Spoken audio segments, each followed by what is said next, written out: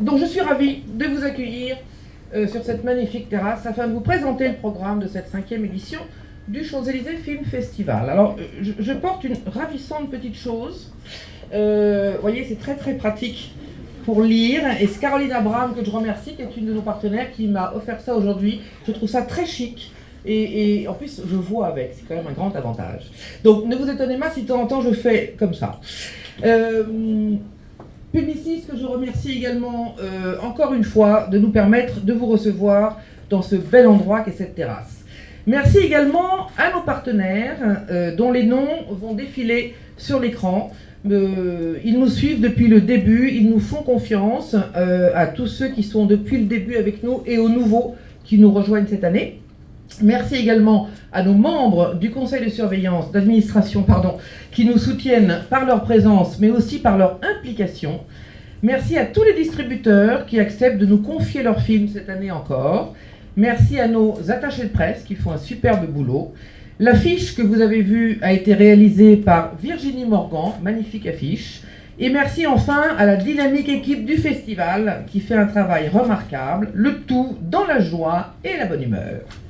Avec moi, c'est comme ça, dans la joie et la bonne humeur. Alors à l'intérieur du spectre, qui reste encore le même, à savoir compétition officielle, court-métrage, répertoire, avant-première, masterclass, jeune public, c'est environ 95 films qui seront présentés sur la semaine, toujours en partenariat avec le Balzac, le Publicis Cinéma, l'UGC Georges V, le Lincoln, le Gaumont Ambassade et le Gaumont Marignan, que je remercie vraiment de leur fidélité. Cette année, notre présidente française sera Nicole Garcia et j'en suis extrêmement heureuse. Le président américain, lui, sera annoncé courant mai, donc encore petite surprise à attendre. Nos invités d'honneur qui présenteront cette année une masterclass seront pour la France Mia Hansen-Løve, pour les États-Unis Abel Ferrara, Brady Corbet qui sera l'invité indépendant du festival, et Andrew Davis, invité spécial Chicago, qui participera à un Q&A après le film Le Fugitif. Plusieurs nouveautés cependant à noter. Pour la première fois, le festival accueille un jury qui décernera un prix du jury à l'un des films de la compétition long métrage indépendant américain, en plus du vote du public. 2 dotations cette année, le prix du jury sera parrainé par Variety et le prix du public parrainé par Titrafilm. Ce jury se compose d'une génération montante du cinéma français et nous accueillerons Déborah François, Félix Moati, Zita Enro, Vincent Rottier, Sophie Le Tourneur, le tout sous la présidence de Nicole Garcia. 3 compétitions. La compétition long métrage indépendant américain, 8 films inédits en France, sans distributeur français, à l'exception de Netflix pour White Girl, 3 documentaires, 5 fictions, 6 premières internationales, 1 première européenne et 1 première française, en présence des réalisateurs, certains acteurs ou producteurs, et chaque film sera ensuite, il y aura à chaque fin de film un Q&A avec chaque réalisateur qui sera modéré par Cinématiseur. Bien évidemment, des compétitions de courts-métrages qui sont pour moi absolument indispensables. Courts-métrages américains, 11 films avec 2 écoles représentées, Columbia et USC, soumis au vote du public. Et la compétition des courts-métrages français, 10 films avec 3 écoles représentées, l'Écart, l'ESRA et l'AFEMIS, qui sont également soumis au vote du public. Il y aura également une autre nouveauté cette année, puisque nous avons mis en place un jury étudiant qui remettra le label étudiant à l'un des distributeurs des 8 films programmés dans la section Les Redécouvertes. Nous avons pris le parti de composer un jury franco-américain, ce qui est assez logique, et ce seront 3 étudiants de la Sorbonne et 3 étudiants de l'Université américaine de Paris qui sont les acteurs du paysage culturel de demain qui s'y emploieront. Nous projetterons donc 8 films cultes, rares, inédits ou fêtant l'anniversaire de leur sortie, projetés en version numérique ou restaurée et certains en présence des équipes. Qui a peur de Virginia Woolf, de Mike Nichols, 50 ans, Un homme et une femme de Claude Lelouch, 50 ans également. Masculin-féminin de Jean-Luc Godard, 50 ans. Blue Velvet de David Lynch, 30 ans. Little Big Man d'Arthur Penn, La Mélodie du Bonheur de Robert Wise. Missing de Costa Gavras. Et un documentaire, The Endless Summer de Bruce Brown, un documentaire de 66 sur le surf. Pour le moment, les 2 films d'ouverture et celui de la clôture seront annoncés également en mai, puisque nous sommes encore en discussion avec les distributeurs. Et nous allons également avoir des avant-premières françaises, 5 avant-premières françaises avec équipe de films, dont une qui sera présentée dans le cadre d'une soirée au profit de l'association Les Toiles Enchantées. Comme nous le faisons tous les ans maintenant, nous soutenons tous les ans cette magnifique association qui fera donc partie de cette programmation et qui sera destinée et ouverte au public, puisque en fait les recettes iront à l'association des Toiles Enchantées. Nous aurons le film C'est quoi cette famille de Gabriel Julien Leferrière. Nous aurons tout de suite maintenant de Pascal Bonitzer, Tour de France de Rachid Djahid-Dani, Victoria de Justine Triet, en présence en majorité des équipes de films. Et puis, avant-première américaine, 5 avant-premières, certaines également en présence d'équipes du film. Love and Friendship de Whit Stillman, en présence de Whit Stillman et de Kate Beckinsale. The Witch, pour ceux qui aiment les films d'horreur, dont je fais partie. Race, qui est un film de Stephen Hopkins sur la vie de Jesse Owen aux Jeux Olympiques. Et puis Layla in the Sky, qui est un premier film indépendant en présence de la réalisatrice. Et puis nous avons des sections parallèles. Alors, 3 sections qui racontent les États-Unis sous différents angles. D'abord l'imaginaire américain, politique par-delà le mythe. Vous savez que ce sont les élections américaines en novembre 2016, je confonds avec les nôtres. À l'aube donc des élections présidentielles américaines, nous sommes assaillis d'images de candidats nous rappelant les grandes valeurs de l'Amérique. Liberté, la vie, la poursuite du bonheur restent les mots d'ordre plus de 200 ans après la ratification des premiers amendements. Mais le grand mythe que nourrit le discours dominant cache bien d'autres histoires de l'Amérique. Aussi, nous proposons 4 films politiques témoignant de la lutte des citoyens américains pour leurs droits fondamentaux, dont Punishment Park de Peter Watkins, American History X de Tony Kaye, Larry Flint de Milos Forman, qui sera suivi d'une soirée quiz, et Joe Hill de Bo Widenberg, en présence de l'acteur principal Tommy Berggren. Autre nouveauté 2016, la ville de Chicago, qui est mise à l'honneur cette année à l'occasion des 20 ans d'amitié entre Paris et Chicago, des Sister Cities. Et donc nous avons un partenariat avec le Chicago International Film Festival. Atmosphère urbaine, et nous présenterons 5 films. Medium Cool de Haskell Wexler, qui sera présenté par Andrew Davis, dont ce fut la première expérience au cinéma. Un documentaire qui s'appelle Hoop Dreams de Steve James, inédit en France, qui sera projeté dans sa version restaurée de 2014. Un film de Frédéric Wiseman, Public Housing, et sous réserve de la présence de Frédéric. High Fidelity, qui est une comédie musicale de Stephen Frears, suivie d'une soirée karaoké. Et un documentaire sur Patti Smith, Dreams of Life de Steven Sebring. Prêteur sur gage, Sidney Lumet, et enfin finalement Les Incorruptibles de Brian De Palma. Et puis nous proposerons également une nuit Philippe Cadic. 3 films et une expérience de réalité virtuelle, public limité sélectionné par jeu concours. Donc réalité virtuelle, I Philippe, produit par Arte et Okyo Studio, qui d'ailleurs sera présent à la table ronde sur la réalité virtuelle. Scanner Darkly de Richard Linklater, Minority Report, Steven Spielberg, et Existence de David Cronenberg. Si vous n'avez pas vu, revoyez-les avec plaisir. Si vous ne les connaissez pas, vous allez les découvrir. Et puis nous offrons une carte blanche au Chicago Film Festival, avec 4 films présentés au Festival de Chicago en octobre 2015, dont 3 inédits en France. Cash Only de Malik Bader, Breath of Sec de Eric Shirey, Middle Distance en présence de Patrick Underwood, et Le Fugitif, donc le fameux film restauré de Andrew Davis, qui sera notre invité d'honneur Chicago et qui participera à un Q&A après le film. Et puis cette année, nous avons une nouvelle section expérimentale qui s'appelle The Experience is Present. Ce sont les nouveaux langages visuels en collaboration avec les Jeudis Arty. C'est une section qui propose de réfléchir en fait au nouveau langage visuel, tant comme outil de narration que de communication.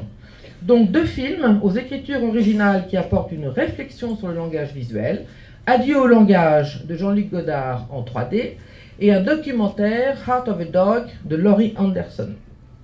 Et puis nous organiserons une table ronde sur la réalité virtuelle, table ronde qui sera modérée par Michel Reillac avec Oriane Hurard du festival Transmédia, Yann Kounen, réalisateur, Michael Zwierzinski du Forum des Images et Antoine Kerold d'Okyo Studio, très intéressantes car ce sont franchement des nouveaux modes de communication très intéressants. Cette table ronde est gratuite, elle sera destinée aux professionnels mais également au public. Et puis elle sera suivie d'une projection en avant-première d'un film qui s'appelle Creative Control de Benjamin Dickinson, film qui a été lauréat des US in Progress 2014. Et enfin d'un film de 12 minutes en réalité virtuelle réalisé par Michel Reillac. Alors je vous rappelle qu'il faut mettre des petits... comment on appelle ça? Des lunettes, voilà, des lunettes, des petites lunettes spéciales pour regarder ce film de 12 minutes qui s'appelle Viens et qui est réservé à un public averti, je peux vous dire. Ensuite, table ronde Chicago et politique.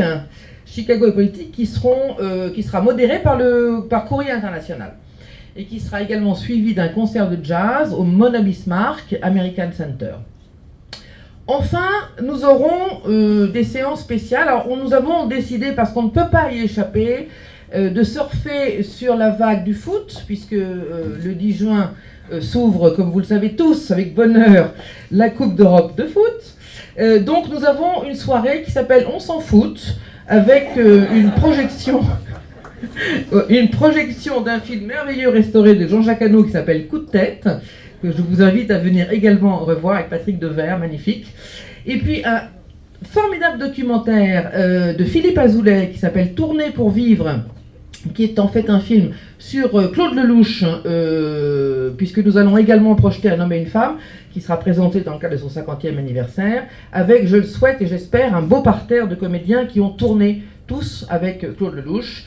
Et puis enfin, une séance jeune public, Mon Petit Ciné-Club, projection en avant-première de La Tortue Rouge, de Michael Dudok de Witt, pour les plus petits, et puis avec Télérama, L'Inconnu du Ciné-Club, qui se fera au Balzac, en coproduction avec le cinéma du Panthéon. Nous aurons des soirées festivals. La soirée d'ouverture cette année, le 7 juin au soir, se déroulera après le film qui aura lieu ici en bas, à la Maison du Danemark. Il y aura pour le public une soirée karaoké Chicago après la projection de High Fidelity. Une soirée quiz politique après la projection de Larry Flint en collaboration avec Sens Critique.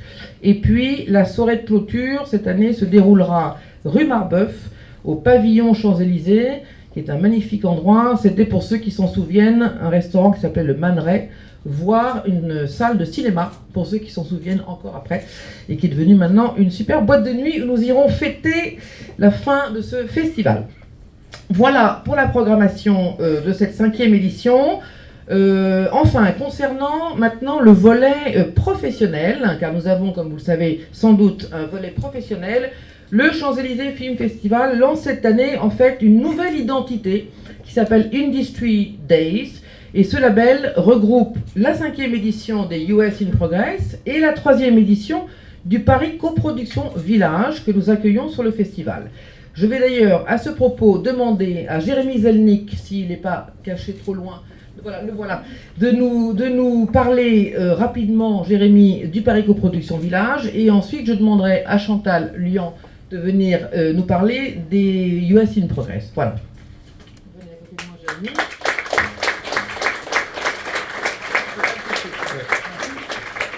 Bonjour à tous, et merci Sophie.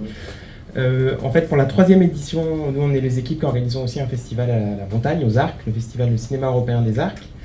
Et on s'est associé avec le Champs-Élysées Film Festival pour proposer cet événement. Donc le Paris Coproduction Village, Le principe, c'est qu'on sélectionne une quinzaine de projets du monde entier, de films à l'état de développement, et qui cherchent des partenaires français, coproducteurs ou des distributeurs, vendeurs internationaux. Et pendant 3 jours, ils vont avoir un certain nombre de rencontres organisées à Paris pour rencontrer les partenaires potentiels, les producteurs français et européens et des vendeurs internationaux. On a reçu près de 300 projets, donc on est en pleine sélection et on annoncera la sélection à Cannes donc dans quelques semaines. À cela s'ajoutent 6 projets. On a un partenariat avec la résidence de la Ciné-Fondation du Festival de Cannes, donc les 6 projets en résidence à Paris font partie également de l'événement. Voilà. La particularité pour cette 3e édition, c'est qu'on organise un focus sur la Colombie, donc en partenariat avec les Colombiens, Pro Imarines, qui est l'équivalent du CNC colombien. Donc il y a 3 projets qui seront sélectionnés, qui seront colombiens, et on fera une conférence sur les coproductions franco-colombiennes le lendemain de la conférence sur la réalité virtuelle, donc le 10 juin, le soir du match de l'équipe de France. Contre la Roumanie.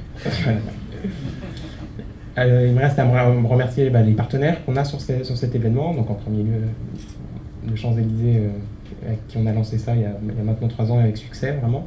Mais nous ont rejoint le CNC, la ProCirep, des associations de producteurs telles que AIDS, CEAVE, et les Colombiens cette année de Pro Imarines. Et c'est vrai que je pense que c'est une très bonne idée d'avoir changé l'identité, d'être maintenant sous les industries desk. On va pouvoir proposer aux producteurs et distributeurs français un panel d'événements de manière claire qui va du développement de projets du monde entier au Yes in Progress, donc des projets en post-production. Voilà. Merci Jérémy.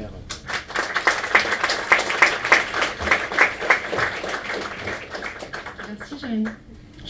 Donc on est vraiment très heureux cette année vraiment d'être sous l'entité Industry Days, comme l'a si bien dit Jérémy.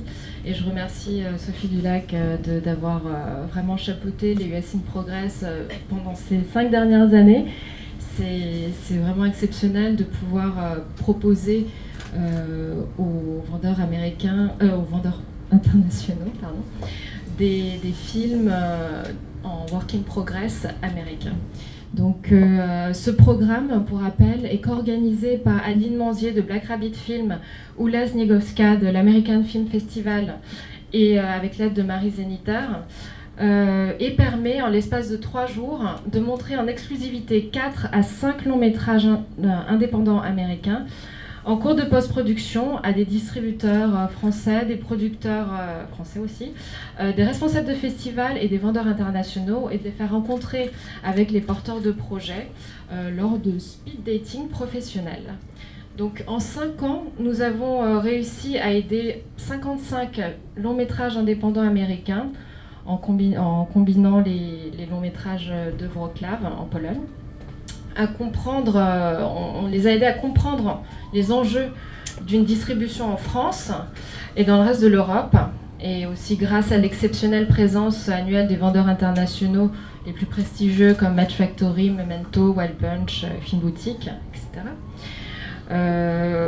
C'est aussi grâce à l'expertise de nos partenaires et aussi membres du jury des US in Progress, Titra Film, Ciné+, Producers Network, Europa Distribution, Kickstarter, le Centre Phi et IndieWire, que nous avons pu aider les réalisateurs américains à terminer leurs films en France ou dans le reste du monde, dans de bonnes conditions, avant de rejoindre le circuit des festivals Sundance, South by Southwest, Tribeca, Berlin ou Rotterdam. Donc le but vraiment des US in Progress est de créer des synergies entre la production américaine et l'industrie du cinéma européen, chose qui n'existe pas encore à l'échelle institutionnelle.